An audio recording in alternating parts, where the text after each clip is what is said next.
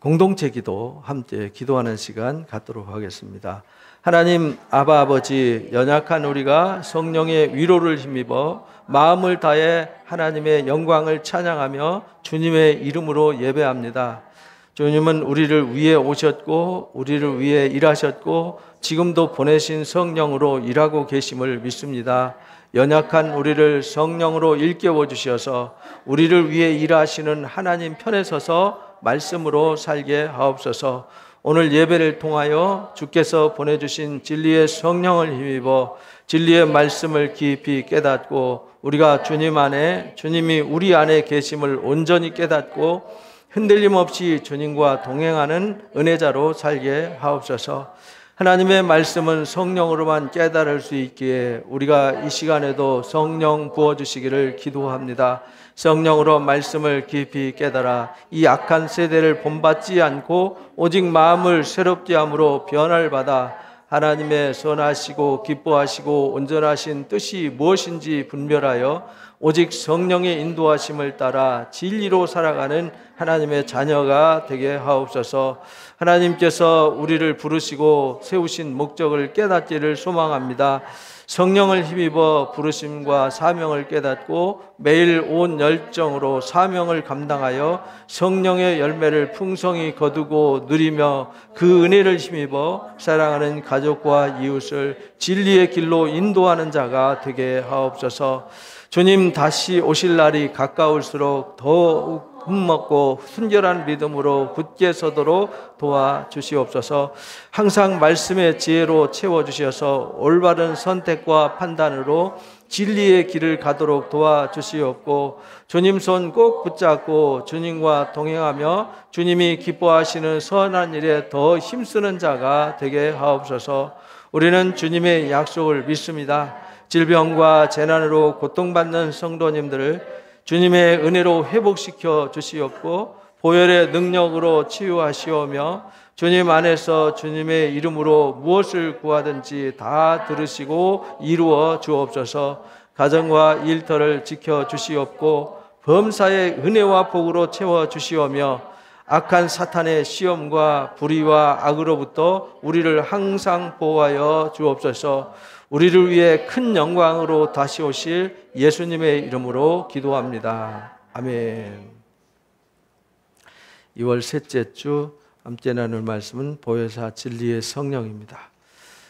지난주 성령에 대해서 제가 녹화를 하면서 성령에 대해서 좀 더 우리가 바르게 알아야 되겠다 해서 오늘 말씀을 준비했습니다.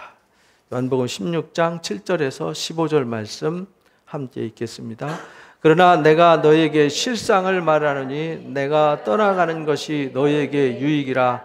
내가 떠나가지 아니하면 보혜사가 너에게로 오시지 아니할 것이요 가면 내가 그를 너에게 보내리니 그가 와서 죄에 대하여 의에 대하여 심판에 대하여 세상을 책망하시리라. 죄에 대하여라 함은 그들이 나를 믿지 아니하며 의에 대하여라 함은 내가 아버지께로 가니 너희가 다시 나를 보지 못하며 심판에 대하여라 함은 이 세상 임금이 심판을 받았음이라. 내가 아직도 너에게 이를 것이 많으나 지금은 너희가 감당하지 못하리라. 그러나 진리의 성령이 오시면 그가 너희를 모든 진리 가운데로 인도하시리니 그가 스스로 말하지 않고 오직 들은 것을 말하며 장래일을 너희에게 알리시리라. 그가 내 영광을 나타내리니 내 것을 가지고 너희에게 알리겠음이라. 무릇 아버지께 있는 것은 다 내 것이라. 그러므로 내가 말하기를 그가 내 것을 가지고 너희에게 알리리라 하였노라. 아멘. 기도하겠습니다. 감사합니다. 우리가 주님을 만나는 것보다 기쁜 일은 없습니다. 우리 주님은 우리의 모든 것입니다. 우리 주님이 우리를 사망의 올무에서 저주의 늪에서 건져내서 진리의 자유를 주셨고 영광의 하나님의 나라의 소망을 주셨습니다. 이제 우리는 영원히 변치 않는 완전한 하나님의 자녀입니다. 주님의 성령으로 우리를 인쳐주시고 우리가 하나님 자녀이심을 친히 우리에게 증명해 주셨사오니 우리가 하나님의 자녀의 신분임을 잃어버리지 않고 하나님 자녀답게 살아갈 수 있게 하여 주옵소서. 우리 앞에 어떤 상황, 환경이 닥친다 할지라도 하나님이 우리 아버지 되심, 우리가 하나님의 자녀됨은 영원히 변하지 않습니다. 하나님은 결코 우리 잡은 손을 놓지 않고 우리 곁을 단 한 번도 단 1초도 떠나지 아니하시고 우리와 영원토록 함께하마 약속하셨고 그 약속을 지켜주셨습니다. 분명히 앞으로도 지켜주실 줄로 믿사오니 이 시간 하나님 말씀을 통해서 다시 한번 그 하나님의 사랑을 확인하고 가슴에 확정하는 시간이 되게 하여 주옵소서. 말씀을 영혼 속에 지워지지 않도록 금강석 철필로 새겨주시고 이제 내 뜻 내 생각은 완전히 지워지고 세상의 어두움의 생각과 악한 생각은 일절 흔적도 없이 다 지워주시고 오직 주의 말씀으로 새겨주시어서 하나님의 뜻을 쫓아 하나님의 뜻에 순종하는 삶을 살아가도록 인도해 주옵소서. 우리가 한 주 감사해서 온 삶을 다 하나님 앞에 드려 하나님 앞에 나왔사오니 흠과 점은 다 씻어주시고 죄와 허물은 다 벗겨주시고 우리 마음에 박혀있는 악한 것들은 다 뿌리 뽑아 주옵소서. 우리 마음을 정결케 하시고 새롭게 하여 주옵소서. 하나님의 말씀을 통해서 우리가 더 감사한 삶을 살아가기를 원합니다. 그래서 우리가 하나님 감사의 예물도 하나님 앞에 드리고 우리 삶을 드렸사오니 우리 삶 전체를 받으시고 우리 삶을 통해서 하나님의 영광이 드러나게 하여 주옵소서. 우리가 하는 모든 일이 평탄하고 형통할 수 있도록 도와주시고 환난을 당한 가정, 하나님 재난을 당하는 가정 하나님 건져주시고 세워주시고 더 영광스럽게 하시고 의롭게 하시고 온전케 하실 줄로 분명히 믿습니다. 하나님 우리의 기도 들으시고 고민을 해결하여 주옵소서. 이 시간 말씀을 통해서 영적 깊은 깨달음과 하나님과의 깊은 영적 교감이 이루어지는 시간, 하나님의 임재를 경험하는 축복의 시간이 되게 해 주옵소서. 우리 주 예수 그리스도의 이름으로 기도합나이다. 아멘. 감사합니다. 요셉이 형들한테 버려지잖아요. 또 노예로 팔려가요. 감옥으로 갑니다. 근데 요셉은 그 시간이 짧은 세월이 아니었잖아요. 17살에 팔려가가지고 30세에 총리 될 때까지 그 긴 시간 동안에 겪었던 일이죠. 그러면서 늘 물음표였습니다. 도대체 내 인생은 왜 이럴까? 왜 이래야만 될까? 다윗이 기름 부음 받고 왕으로 세워진 거잖아요. 기름 부었다는 얘기는 이미 10대 후반에 왕이 되었어요. 사울에게 부었던 기름을 이제 다윗에게 부었어요. 근데 그때부터 다윗에게 찾아온 것은 영광이 아니라 시련이었습니다. 예수님이 광야에서 40일 동안 금식기도 하셨어요. 금식기도 하셨으면 막 영광이 나타나고 능력이 나타나야 되는데 금식 끝나자마자 찾아온 것이 뭐였냐면 성령에 이끌려서 마귀에게 시험받는 일이었습니다. 사도들도 똑같았죠. 그러니까 우리는 우리를 잘 모릅니다. 하나님도 잘 모릅니다. 그래서 이제 우리는 혼란스러운 거죠. 그러나 하나님은 완전하신 하나님이에요. 지혜가 한이 없으신 분이고 그분이 하는 일은 항상 옳아요. 우리가 볼 때는 말이 안 되는데 하나님은 말이 돼요. 요셉이 말이 안 되는데 하나님의 목적은 어디에 있었느냐? 바로 앞에 세우는 데 목적이 있었어요. 근데 인간적인 방법으로는 바로 앞에 설 수 있는 방법이 없었어요. 그러니까 하나님의 방법으로 세운 거죠. 다윗이 아브라함과 다윗의 자손 예수 그리스도의 역사를 이뤄가는 언약의 확실한 은혜의 언약의 주체가 되도록 만들기 위해서는 하나님이 연단의 과정이 필요했어요. 그래서 다윗이 정결케 되어진 거죠. 과정을 통해서, 아픔을 통해서 정결케 되었어요. 예수님이 40일 동안 금식하시고 성령의 권능에 이끌려서 이제 공적인 사역을 시작하실 때에도 다른 사람들은 모르죠. 왜 광야에 가서 저렇게 금식하나? 왜 마귀에게 끌려다니면서 시험을 당해야 되지? 근데 그 속에 담겨진 오묘한 섭리가 있었어요. 근데 우리는 그걸 잘 모른단 말이에요. 근데 하나님은 그게 필요했어요. 그렇게 해야만 되었어요. 우리도 똑같습니다. 하나님이 나를 부르시고 나를 이끌어가고 세워가는 과정 속에 도무지 이해할 수 없는 일들이 많이 있습니다. 근데 왜 이게 도대체 무슨 일이지? 그러지만 나중에 세월이 지난 뒤에는 하나님이 그 일을 하셨구나. 하나님이 이래서 이렇게 하셨구나라는 것을 깨닫게 되는 거예요. 그래서 하나님이 성령으로 하시는 일은 도무지 알 수가 없어요. 그래서 우리가 기대는 것이 뭐냐면 하나님을 의지하고 하나님의 말씀을 듣는 것 외에는 방법이 없는 거예요. 그래서 고린도전서 2장의 6절에서 7절에 사도 바울이 그렇게 말해요. 내가 온전한 자들 중에서 지혜를 말하겠다. 온전한 자들 중에서 지혜를 말하는데 그 지혜가 이 세상에 있는 지혜가 아니라는 거예요. 이 세상에 없어질 통치자의 지혜도 아니고 어떤 지혜죠? 오직 은밀한 가운데 있는 하나님의 지혜. 하나님이 은밀한, 이 시크릿이잖아요. 시크릿. 감춰져 있는 거란 말이죠. 비밀이에요. 이 비밀한 것을 말해주기 때문에 이 비밀을 듣지 않고 깨닫지 않으면 알 수가 없는 거죠. 그 비밀한 가운데 있는 지혜를 말해요. 감췄어요. 비밀이라는 건 감춰진 거잖아요. 감춰진 건데 누구를 위해서 감춰졌죠? 우리의 영광을 위해서 감춰졌어요. 우리의 영광을 위해서 만세전부터 정한 능. 그게 비밀이에요. 그 비밀이 오픈되어지는데 그 비밀이 오픈되어지는 과정이 있는 거죠. 과정. 하나님의 비밀이 오픈되어져서 허락되지만 누구는 깨닫지 못하는 사람이 있어요. 들어도 아직도 깨닫지 못하는 사람이 있어요. 근데 어느 날 깨닫게 되는 거죠. 요셉이 형들이 앞에 와가지고 엎드려져서 양식 구하라져서 엎드린 거잖아요. 근데 요셉은요, 그 꿈이 이루어지기까지 22년이 걸렸어요. 22년 동안 답답했어요. 도대체 이게 뭐지? 근데 그 형들이 와서 엎드릴 때, 하나님이 주신 꿈이 이거였구나. 비로소 깨달았어요. 비로소 깨닫는 거죠. 다윗도 계속 도망다닐 때 언제까지 도망다닐지 모르죠. 언제까지 숨어서 언제까지 구걸하면서 이렇게 살아야 되나 모르죠.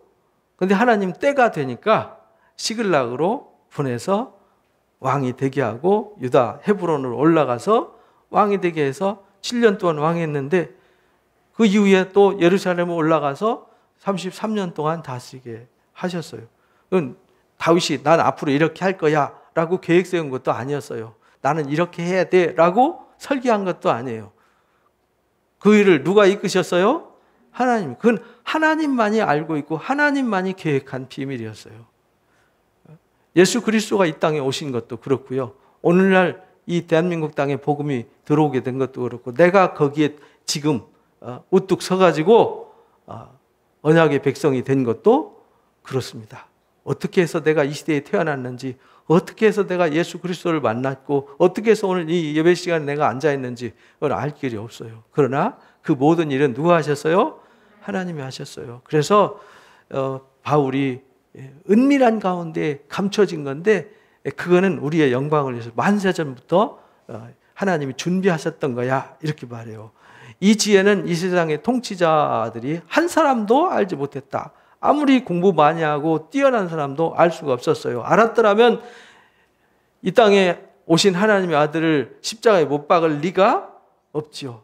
로마에 수많은 현자들이 있고 당시에 훌륭한 랍비들이 많이 있었고 제사장들이 많이 있었지만 알았더라면 하나님의 아들을 십자가에 못 박을 리가 없죠. 그래서 2장 9절 10절에 기록된 바 하나님이 자기를 사랑하는 자들을 위해서 예비한 모든 것 감췄는데 우리에게 보여주시고 나타낸 이 소중한 것, 그것은요 눈으로 보여요 안 보여요? 안 보입니다. 귀로 들려요 안 들려요? 안 들려요. 들어도 안 들려요. 말이 안 되니까 안 들리는 거예요. 사람이 말이 안 되는 일은요 소화가 안 되니까 안 들려요. 마음으로 받아들이지 못한단 말이에요. 이해가 안 되니까. 그리고 마음으로 생각하지도 못한다. 왜냐하면 영광의 하나님의 아들이 만세 만물이 있기 전부터 있었던 만물의 창조자가 되신 하나님의 아들이 만물 중에 하찮은 우리 인간의 형상을 입고 와서 베들레헴의 마구간에서 태어나가지고 마리아 밑에서 목수 노릇하면서 자라서 십자가 형틀을 진다라는 거, 그건요 상식이 없는 일이거든요. 말도 안 되거든요. 그렇잖아요. 왜냐하면 저주의 십자가는 흉악한 죄인들이 매달리는 저주의 형틀이란 말이에요. 저주의 사형틀. 근데 거기에 매달리는 게 어떻게 하나님의 일이냐, 그게 무슨 하나님의 지혜냐, 이해할 수 없는 거죠. 그래서 마음으로 생각도 안 하는 거죠. 그래서 영광의 주님을 십자가에 못 박아 버린 거예요. 그런데 이 모든 것을 뭘로 알게 하셨냐면 성령으로 알게 하셨다. 오직 하나님의 성령으로 이것을 우리에게 보이셨으니, 성령으로 보이셨으니 성령 받은 사람들에게만 보여지는 거죠. 그래서 하나님이 하신 일은요, 성령 받은 사람들만 알 수 있어요. 성령 받지 못한 사람은 아무리 노력하고 믿으려고 애써도 안 믿어져요. 마음으로 받아들이지 않고 들려지지 않고요, 느껴지지 않아요. 성령은 모든 것, 하나님의 깊은 것까지도 뭐 할 수 있죠? 통달해요. 그래서 내가 성령을 받으면 하나님의 깊은 것을 알게 돼요. 그걸 통달하게 되는 거죠. 그러니까 주님을 찬양하면서 십자가가, 아하, 하나님이 여기에 그 위대한 십자가의 도의 비밀이 담겨져 있었구나, 그걸 깨닫는 순간 기뻐 찬양하고 춤출 수밖에 없는 것이죠. 고린도전서 2장 13절 14절에 사람의, 내가 말하는데 사람의 지혜 가르친 말로 아니하고 오직 뭘로 가르친? 성령께서 가르치신 것을 내가 말하겠다. 이 일은 영적인 일이기 때문에 뭘로만 분별할 수 있죠? 영적으로만 분별이 가능해요. 그래서 우리가요, 이 신앙생활 하는데요, 영적인 분별력이 있어야 돼요. 영적인 분별력이 없으면요, 혼돈에 빠져요. 이 말이 옳은가, 저 말이 옳은가, 이게 길인가, 저게 길인가. 그러나 성령의 감동을 받고 말씀을 깨달으면 길이, 아, 이게 진리의 길이구나, 이게 진리구나, 여기에 생명이 있구나라는 것을 너무나도 명확하게 알 수 있어요. 그러니까 분명하니까 어떤 거짓 선자가 또는 어떤 이상한 사람들이 흔들어도 흔들리지 않는 것이죠. 그래서 육신에 속한 사람은 성령의 일을 받아들이지도 않을 뿐더러 이해도 못해요. 왜? 말도 안 되게 보이거든요. 어리석게 보이니까 알 수도 없어요. 하나님이 그렇게 만드셨어요. 성령 받지 않은 사람은 알 수 없게 해놨어요. 그런 일은 뭘로만 분별할 수 있죠? 영적인, 하나님의 일, 우리가 예배하고 이 듣는 복음은 영적인 일이에요. 학문으로 알 수 있는 게 아니에요. 이제 오늘날 우리 기독교 신앙이 이렇게 왜 이렇게 혼란스럽냐면은 학문으로 신앙을 접근하는 사람들이 많이 등장을 했어요. 자유주의 신학자들이 등장해가지고 학문으로 연구하다 보니까 예수님이 그냥 하찮은 인간에 불과한 거죠. 육신을 입고 온 유명한 이 선지자 노릇밖에 못한 것으로 안 느껴지는 거죠. 예수님이, 이 자유주의 신학자들이 예수님이 행하신 표적 다 빼버렸어요. 예수님이 행하신 신비한 일 다, 성경에서 생각해 보세요. 동정녀 마리아가 성령으로 잉태된 거 빼버리고, 예수님이 죽었다가 살아난 거 빼고, 예수님이 오병이의 기적 빼버리고, 나사로가 죽었다 살아난 거 빼버리고, 38년 된 병자가 일어난 거 빼버리고, 다 빼버리면은 남는 거 뭐 있어요? 아무것도 없어요. 그래서 이제 이 기독교가 병들어가는 거예요. 하나님이 인간이 생각과 똑같고 인간이 생각할 정도의 수준이면 하나님이 아니죠. 그런 하나님을 뭐 하려 믿습니까?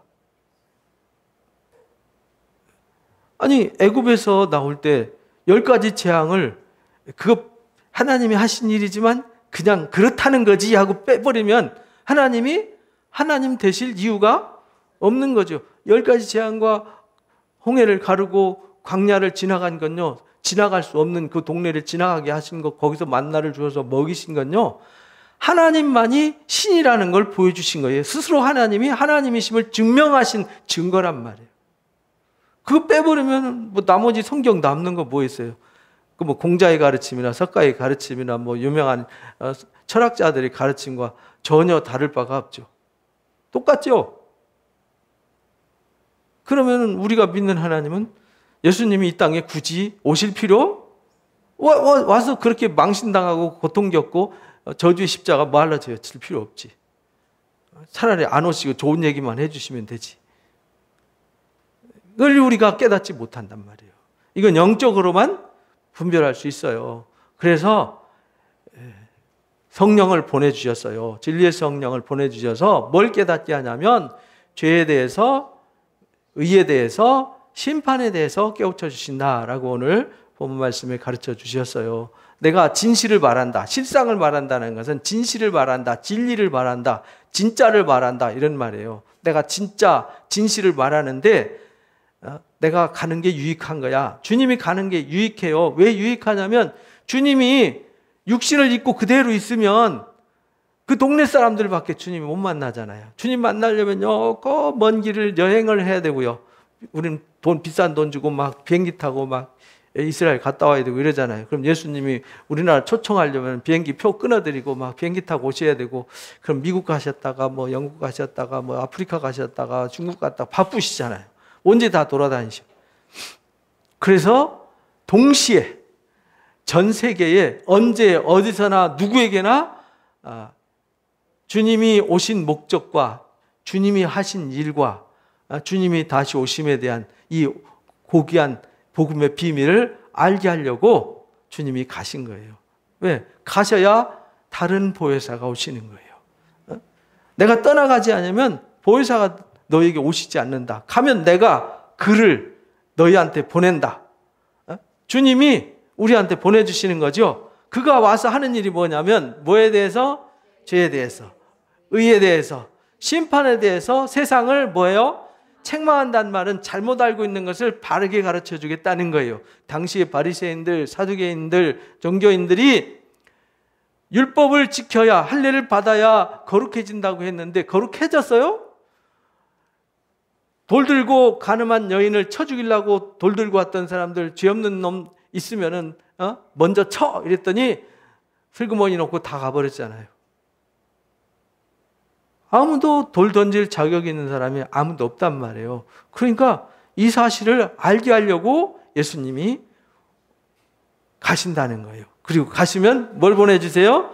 성령을 보내주세요. 그래서 성령으로 하지 않고는 예수님을 주라고 시인할 수 없고, 예수님이 누군지를 알 수 없고, 예수님이 하신 일이 무엇인지 알 수 없어요. 그래서 성령이 이 땅에 오는 거예요. 그래서 성령이 와서 하는 일이 뭐냐면 죄에 대해서. 죄에 대해서라는 말은 무슨 말이냐면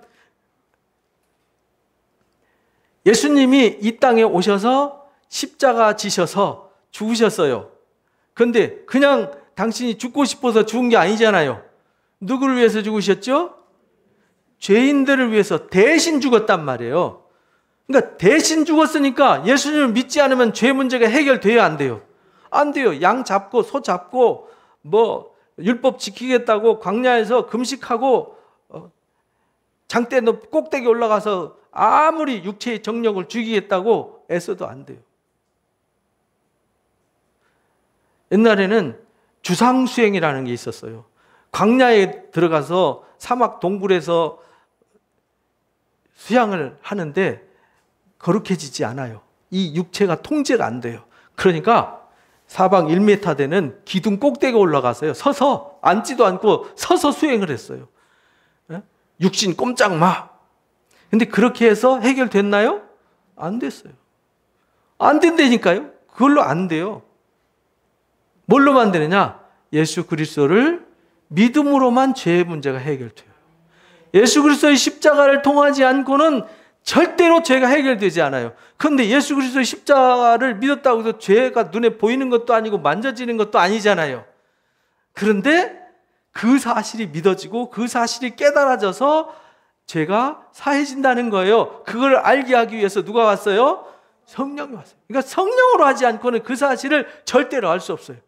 똑같이 우리가 생겼고 똑같이 살아가지만 저와 여러분은 예수 그리스도를 믿음으로 예수님과 함께 장례 치러져서 나는 죽었고 그리스도 안에 새로운 사람이 되었다는 것을 우리는 알잖아요. 뭘로 아느냐? 성령으로만 알 수 있어요. 그 사실이 믿어지는 것은 성령으로만 알 수 있어요. 그래서 성령을 보내주시는 거예요. 근데 그 사실을 뭘로 알 수 있냐? 말씀으로만 깨달을 수 있어요. 구약에 왜 성막과 제사 제도를 줬고 율법을 줬고 성전 제도를 뒀는지, 예수님이 왜 성전 되셨는지, 예수님이 왜 십자가 지셔야 됐는지 그 이유를 말씀으로만 깨달을 수 있어요. 그래서 미리 말씀으로 다 주셨어요. 그냥 뜬금없이 가르쳐 준 게 아니라 미리 다 예고를 하셔서 가르쳐 주신 거예요. 그리고 의에 대하라 하면 내가 아버지께로 가니 너희가 다시 나를 보지 못한다.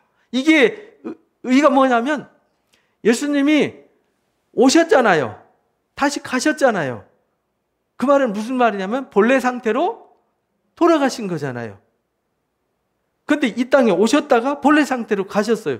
그러니까 이 땅에서 죄의 문제와 사망의 문제와 모든 문제를 뭐 하셨어요? 해결하고 가셨어요. 해결하고 가셔서 이제 완전해지셨어요. 다시 뭐 십자가 지고 뭐 고난받고 비난받고 정죄당하고 할 일이 없어졌어요. 그게 무슨 뜻이냐면 그 사실을 성령이 와서 예수를 믿음으로 우리가 죄사함 받고 하나님의 자녀가 돼서 이 땅에 사는 것으로 끝나는 것이 아니라 예수님이 부활하셔서 승천하신 것처럼 우리가 하나님의 나라에 이르러서 예수님 보좌 우편에 앉은 것처럼 우리가 영광의 상속자가 되어서 영원토록 의롭게 살고 영화롭게 산다는 사실을 성령으로만 알게 하신다 이 말이에요.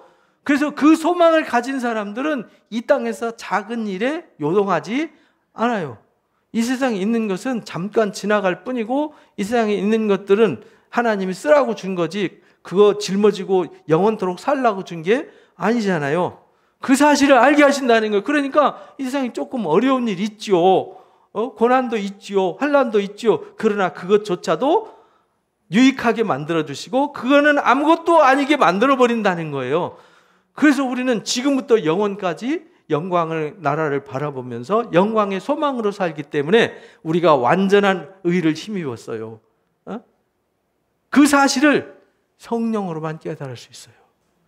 그 소망을 가지면요 매일 찬송하는 삶을 사는 거죠. 이 세상 근심 걱정에 매이지 않는 거죠. 잠깐 와서 근심이 걱정이 나를 두드리지만 요동하지 않는다는 겁니다. 그 심판에 대하면 예수님이 십자가 지심으로 이 십자가의 도가 결국은 성경의 키워드예요.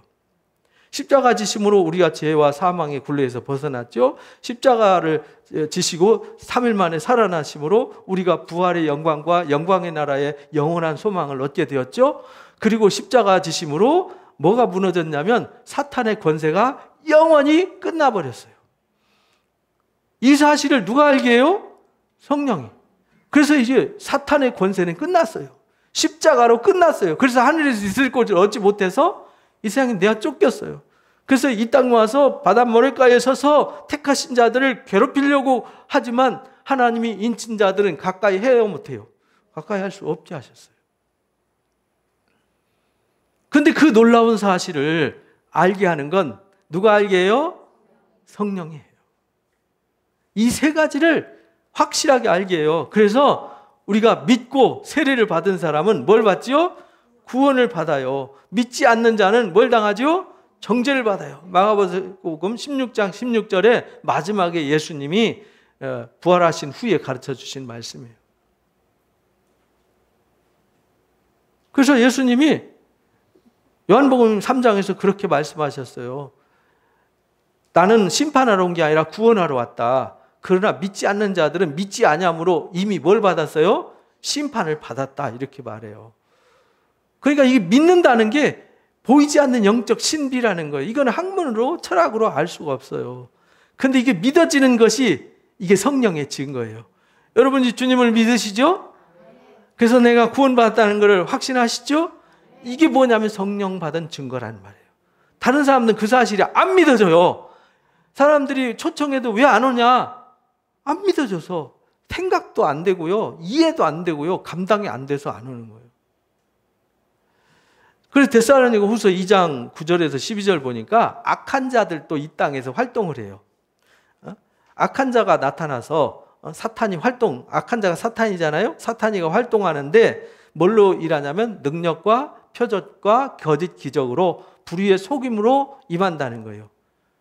그래서 막 신비한 현상이 나타나면 오, 이게 하나님인가 하고 따라간단 말이에요.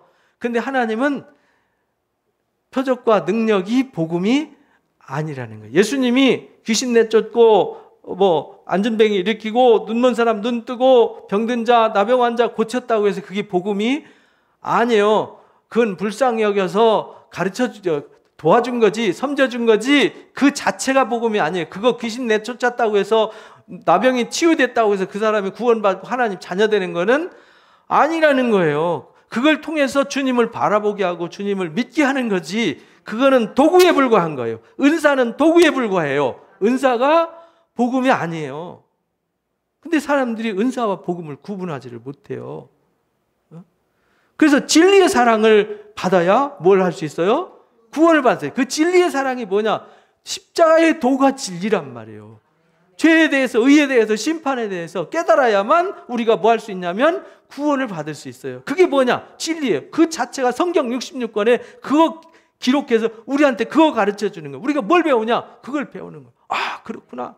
그래서 확실하게 알아야죠. 어설프게 아니까 이게요, 선무당이 사람한테 난 말이 어설프게 알면서 아는 체 하니까 그 따라간 사람이 소경을 인도하니까 둘 다 어디에 빠지는 거예요? 구덩이에 빠지는 거예요. 그래서 진리의 사랑을 받지 않고요, 엉뚱한 거 쫓아가면 심판을 받아요. 우리는 복음을 따라가는 사람들이지 표적과 능력과 무슨 은사 따라가는 사람들이 아니란 말이에요. 그러므로 미혹을 그들 가운데 역사하도록 내버려둬서요, 거짓 것을 믿는 사람들은 그것만 쫓아요. 그게 전부예요. 설득도 안 돼요. 해보세요. 여러분들 만나서 그런 사람 설득해보세요. 대화가 안 됩니다. 그러니까 바울은 그렇게 말씀하셨어요. 그런 어리석은 변론을 하지 마라. 그 쓸데없는 짓이야. 어차피 그 사람들은 하루 종일 얘기해봐야 안 들어. 신천지 붙잡고 하루 종일 얘기해보세요. 안 돼요. 여호와적인 붙잡고 24시간 360일 얘기해보세요. 안 듣습니다.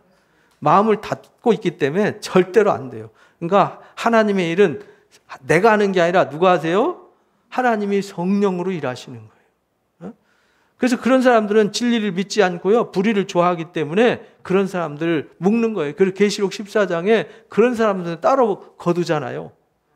알곡들은 따로 거두잖아요. 그래서 마태복음 13장에 마지막에 추수꾼 천사들이 와가지고 알곡은 모아서 곳간에 들이고 가라지는 꺼지지 않는 불에 던져 넣어서 그때 슬피 울며 이를 갈미 있게 되는 거다. 이렇게 가르쳐 주신 거예요. 그러니까 우리는 뭘 따라가야 돼요? 진리를 따라가야 돼요. 근데 그 진리는 누가 가지고 있어요? 성령만 알게 하고 깨닫게 할 수 있어요. 누가복음 14장 44절 47절에 예수님이 율법과 선지자들 글과 시편에 나를 가리켜 기록된 것, 이렇게 말해요. 14장이라 24장인데 더 났네요.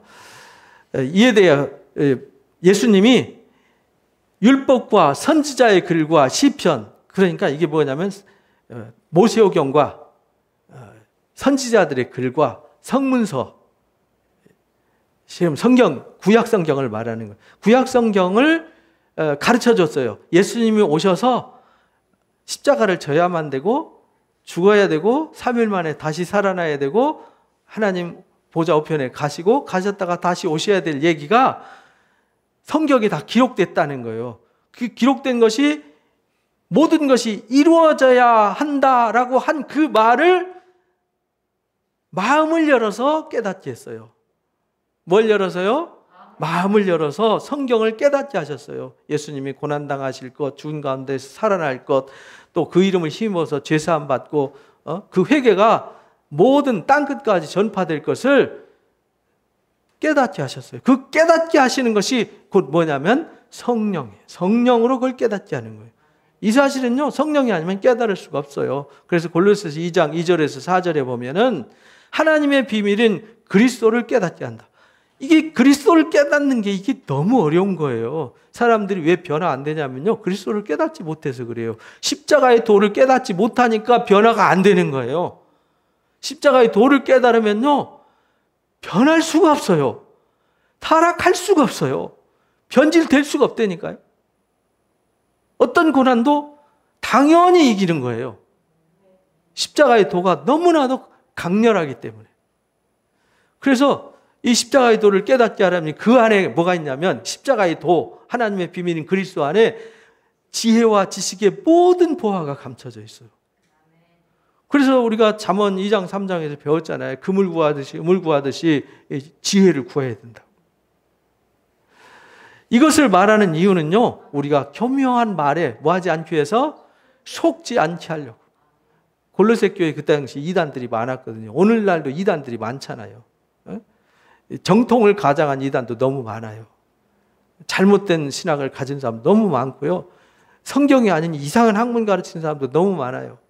그러니까 우리는 진리를 진리로 분별을 해야 되는 거죠. 그래서 사도행전 2장 38절에 보면 너희가 회개해서 이 성령 받은 베드로가 설교하는 거예요. 성령 받기 전에는요, 설교는 고사하고 숨어가지고 도망 다녔어요. 잡힐까 봐서. 근데 성령 받고 나서는요, 문을 빡 차고 나가서 설교를 해요. 예수님의 이름으로 다시는 말하지 마 하고 협박하고 공갈을 협박을 해도요, 전혀 굴하지 않고 복음을 전해요. 너희가 회개해서 각각 예수 그리스도의 이름으로 세례받고 죄사함을 받아라. 그러면 뭘 받아요? 성령을 선물로 받아요.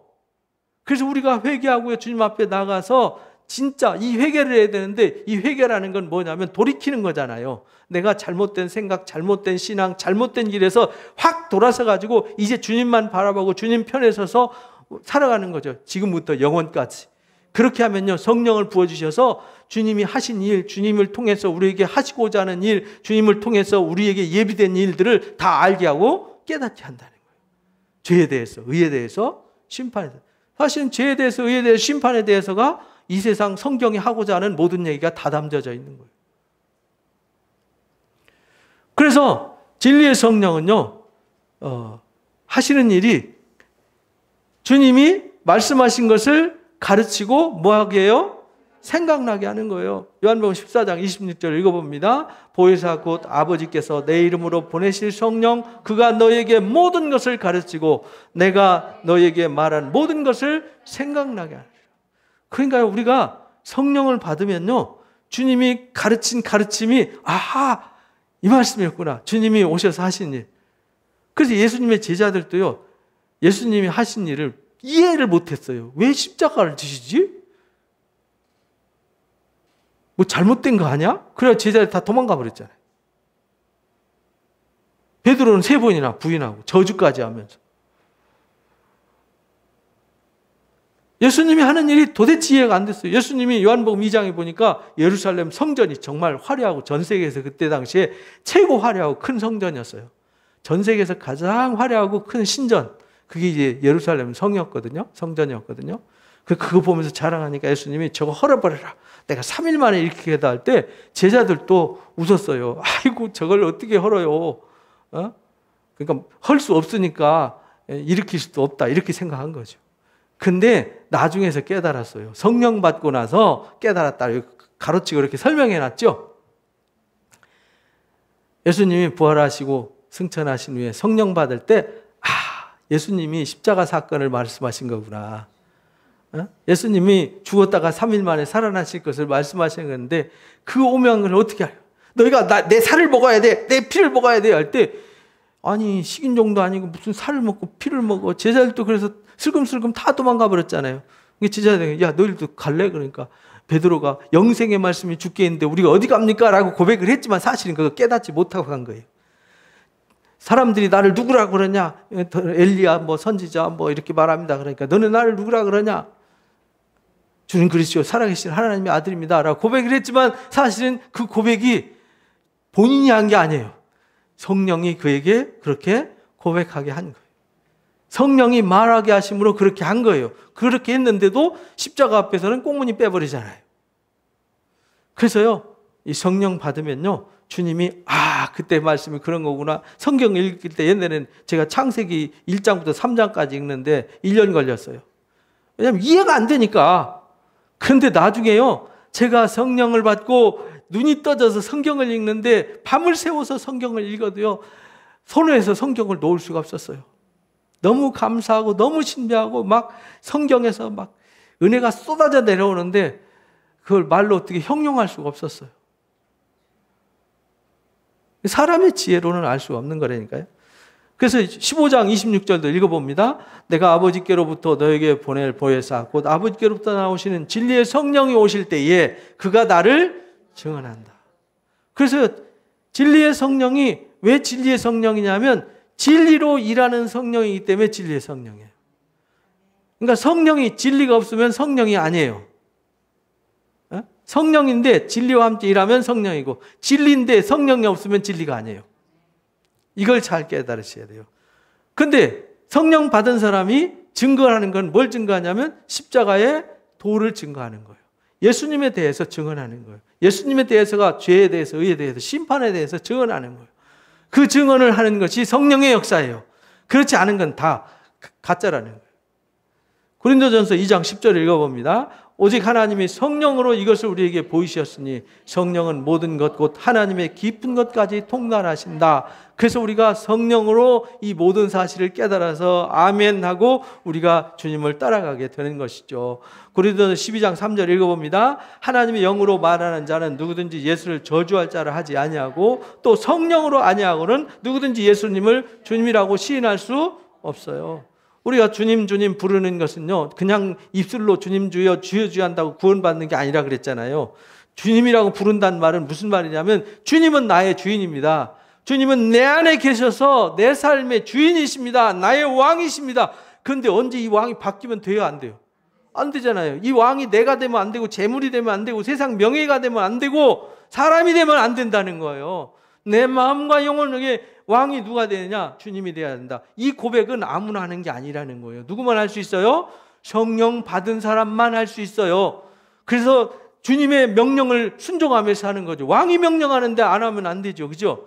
주인 대신 주님을 따라가는 거죠. 그래서 내 뜻대로 살지 않고 주인 대신 주님의 뜻을 살아가기 때문에 성령이 내 안에 있으면 성령이 인도하는 대로 어디든지 따라가는 거예요. 그래서 계시록 14장에 시온성산의 새노래를 부르는 사람들은 어린 양이 어디로 인도하든지 따라가는 자, 그 자들이 왜 주님이라고 고백해서 주님이 나의 주인 되니까 진짜 내 삶의 주인 됐는지 사람들 한번 점검해 봐야 돼요, 신앙을. 근데 어떤 때 보면요, 주님이 안 보여. 막 자기 생각에 빠져서 자기 고민에 빠져서 세상 것에 빠져갖고 엉뚱한 것에 막 기대고 막 이런 모습을 봐요. 그러다 보면 그 속에 뭐가 없는 거예요? 성령이 없는 거예요. 성령이 없다는 얘기는 진리가 없는 거고 진리가 없다는 얘기는 주님이 없다는 얘기예요. 그러니까 주님이 내 삶의 주체가 안 되는 거죠. 그래서 마지막 때 이 구원의 수가 희소하다고 이사야서 17장 말씀 우리가 배웠잖아요. 그래서 진리의 성령은 우리를 어디로 인도해요? 진리. 그래서요, 그 진리가 뭐냐? 죄에 대해서, 의에 대해서, 심판에 대해서 깨닫게 하는 거예요. 그게 모든 거예요. 그게 십자가의 도래니까요. 그것이 실제 주님이 오셔서 하시는 일이에요. 그게 성경 66권에 다 담겨진 십자가의 도인데 그게 진리예요. 그게 사랑이에요. 그걸 깨닫게 하기 위해서 이 땅에 누굴 보냈어요? 진리의 성령. 그래서 우리 교회 정체성은 뭐냐면 진리의 성령이 우리 교회 정체성인 거예요. 왜? 우리 그 진리의 성령을 부어주셔서 우리가 진리를 알고 진리를 따라가고 주님이 나의 왕이시고 나의 주님이시고 내가 주님만을 바라보면서 살아가게 하시니까. 그래서 에베소 1장 13절 읽어봅니다. 그 안에서 너희가 진리의 말씀 곧 너희의 구원의 복음을 듣고 그 안에서 또한 믿어 약속의 성령으로 뭘 받았어요? 인침을 받았어요. 이 약속의 성령으로 한 번 인친 건요, 영원히 안 바뀌어요. 하나님이 찍은 도장은요, 부도나지 않아요. 영원히 바뀌지 않아요. 그래서 믿음이에요. 하나님은 믿음 자체세요. 왜? 영원히 변하지 않아요. 하나님의 사랑은 영원히 변하지 않아요. 하나님 우리한테 약속한 건 영원히 변하지 않아요. 그래서 우리가 그 약속의 인침을 받기 위해서는 진리의 말씀을 들어야 돼요. 그래 진리의 말씀으로 구원을 받는 거죠. 그래야 약속의 성령으로 인침받고 우리가 완전해지는 거죠. 그 사실을 알게 하는 게 누구라고요? 성령이다. 그래서 요한일서 5장 5절에서 6절 보세요. 예수께서 하나님의 아들이심을 믿는 자가 아니면 세상을 이기는 자가 누구냐? 그러니까 예수님이 내 삶의 주인 되고 나의 왕이 된다는 사실을 알고 내 안에 주님이 계시지 않으면 세상을 이길 수 없어요. 그 사실을 알게 하는 게 성령이라는 거예요. 이는 물과 피로 임하시니다. 물과 피로 임하셨다는 말은 예수님이 이 땅에 물로 임하셨다는 것은 육신을 입고 오셨다는 거예요. 피로 임하셨다는 것은 우리의 모든 죄를 해결하셨다는 거예요. 곧 예수 그리스도다. 예수님이 육신을 입고 오셔서 우리와 똑같은 성령을 입고 오셔서 우리를 위해서 대신 십자가에서 져서 십자가 지시고 죽으셨다는 사실이죠. 그 사실을 믿는 거, 그걸 믿어야만 우리가 세상을 뭐 할 수 있어요? 이길 수 있어요. 심판에 대하여라 함은 이 세상 임금이 심판받았다는 거죠. 심판받았기 때문에 그리스도 안에 있는 사람은 건드릴 수 없어요. 이미 그리스도에게 패배를 했기 때문에 그리스도에게 접근도 못하는 거죠. 그러니까 우리가 예수님을 주로 영접하고 주님 안에 있고 주님이 내 안에 있으면 거기가 가장 안전한 곳이죠. 그래서 진리를 알지니 진리가 너희를 자유케 하리라는 말씀이 그 말씀이에요. 그래서 물로만 아니고 피로 임하셨고 증언한 이는 누구죠? 성령이에요. 그런데 성령은 곧 뭐라고요? 진리다 이렇게 말해요. 그러니까 성령과 진리는 하나예요. 띄어지지 않아요. 진리의 성령, 그래서 앞에 붙인 거예요. 그냥 성령이 아니라 무슨 성령? 진리의 성령. 그러니까 성령의 역사인데 진리가 없다? 가짜예요. 진리가 있는데 성령이 없다? 가짜예요. 있을 수 없는 일이죠. 왜? 성령이 진리고 진리가 성령이니까. 하나예요. 아버지와 아들과 성령이 하나잖아요. 우리도 그 안에서 하나잖아요.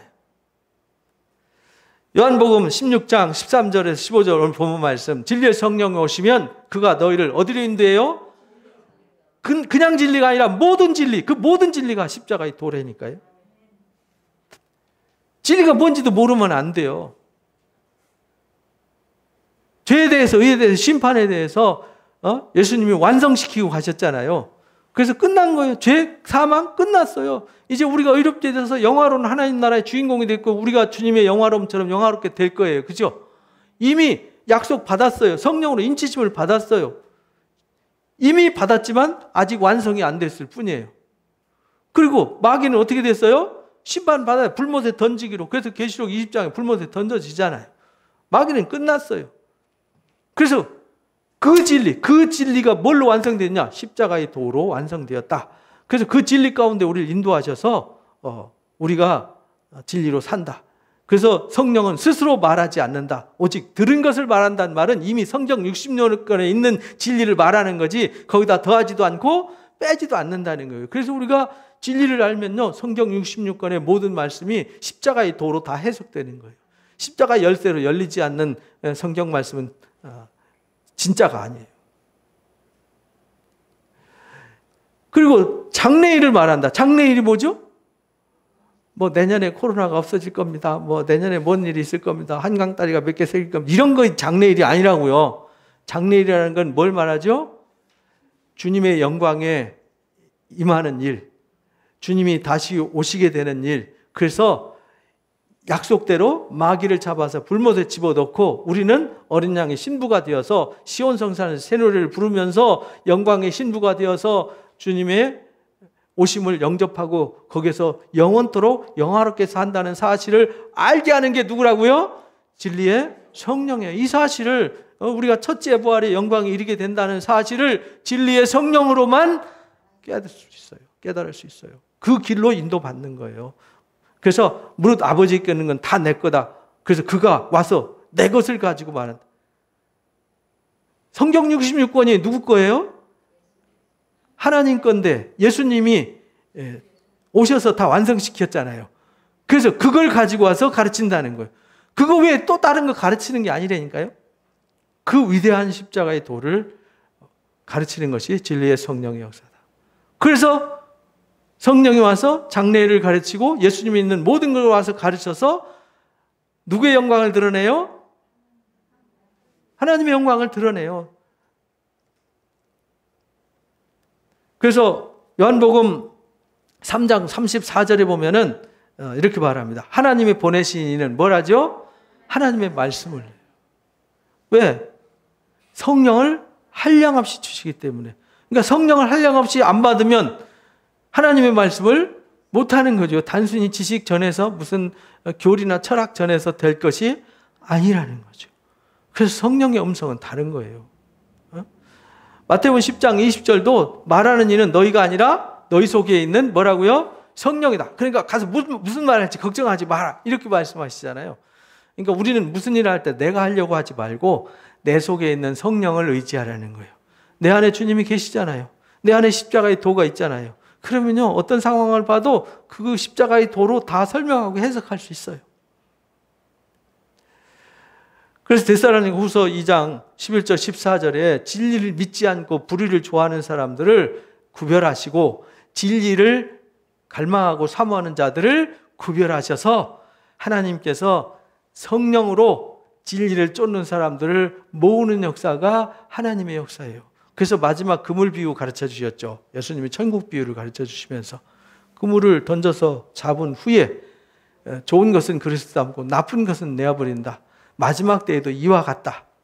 의인 중에서 누굴 갈라내요? 악인. 뭐 중에서요?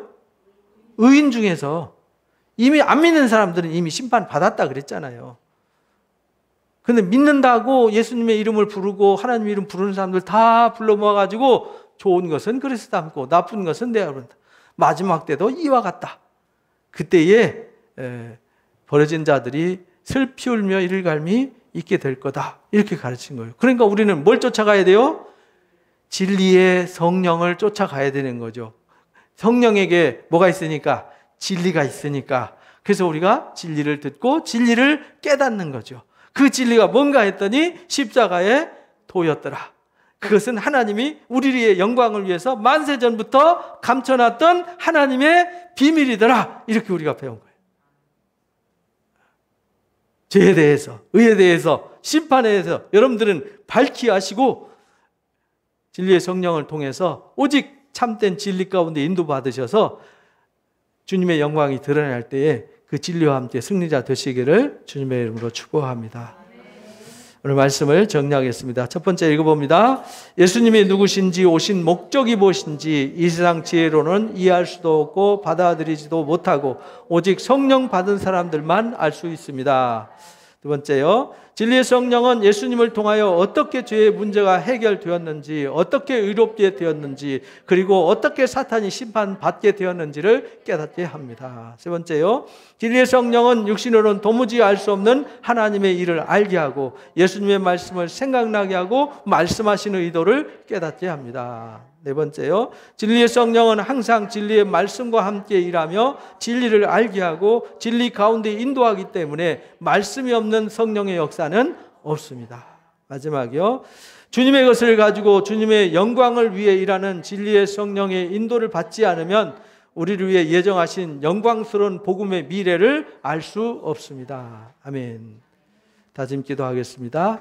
주님, 성령으로 예수님이 누구신지 오신 목적이 무엇인지 깨닫고 주님을 영접하여 영광스러운 하나님의 자녀로 살도록 인도해 주심을 감사합니다. 진리의 성령을 통하여 예수님이 우리의 죄를 완전히 해결해 주셨고 주님처럼 의롭게 되었고 이미 사탄은 심판받았으므로 두려워할 필요가 없음을 깨달았습니다. 육신의 지혜로는 도무지 알 수 없는 주님을 성령을 통하여 알게 하시고 그 말씀과 말씀하신 의도를 깨닫게 하셨사오니 이제부터 말씀과 함께 일하는 진리의 성령의 인도하심을 따르며 진리 가운데 인도받아 진리의 말씀으로 살아가도록 도와주옵소서. 오직 주님의 것을 가지고 주님의 영광만을 위해 일하는 진리의 성령의 인도를 받아 우리를 위해 예정하신 영광스러운 복음의 미래를 바라보며 살도록 도와주옵소서. 예수님의 이름으로 기도합니다. 아멘. 찬송가 191장 부르시면서 예배를 마치도록 하겠습니다.